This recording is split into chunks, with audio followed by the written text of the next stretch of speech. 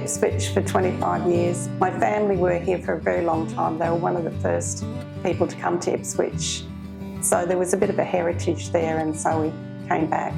And it was two boys that came across, well, the young men, and they worked in the railways, and then went into farming, and then did a big cafe. And the cafe that they did, Whitehouse Cafe, that was royal patronage. So they actually served the two princes, the one that abdicated and then the one that became king.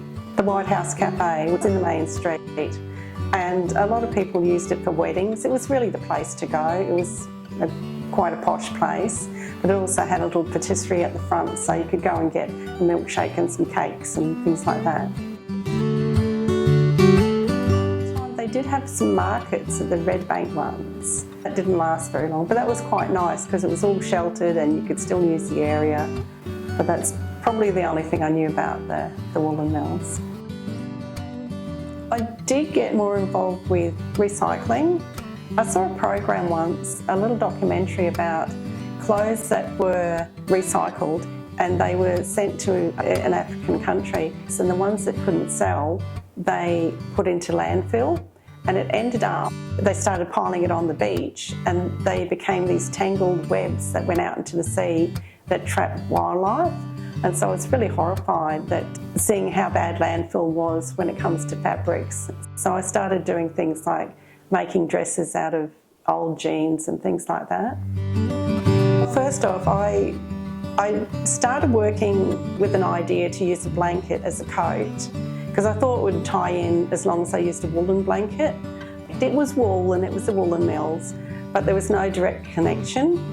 And I'd gone to lots of places looking for ones that were made here in the woolen mills, and I just couldn't find them. And I've been doing this for a few years, looking for blankets.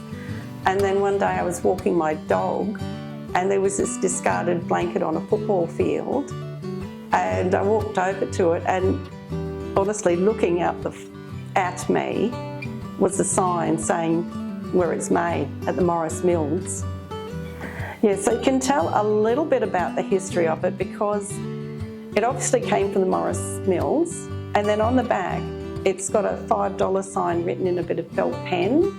So I'm thinking that's what they usually do at the opportunity shops here. So I know a little tiny bit about the history, just a smidgen of the history of the wool that made a coat.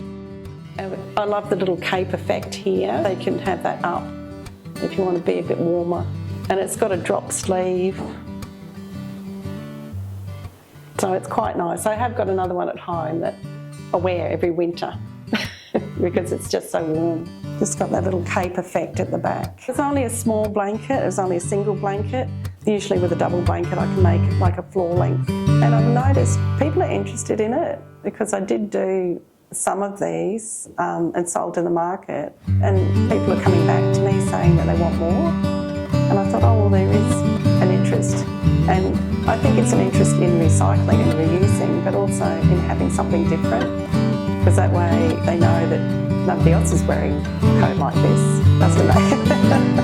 One off. And it's a shame that we've moved away from the natural materials, because the natural materials, if you bury a woolen sock in the ground, beside it you bury a nylon sock, and when you come back, the woolen sock would have deteriorated, but the nylon sock is still going to be there. So it just shows that it's really bad for landfill, for the environment. So it's a shame that we've moved so far away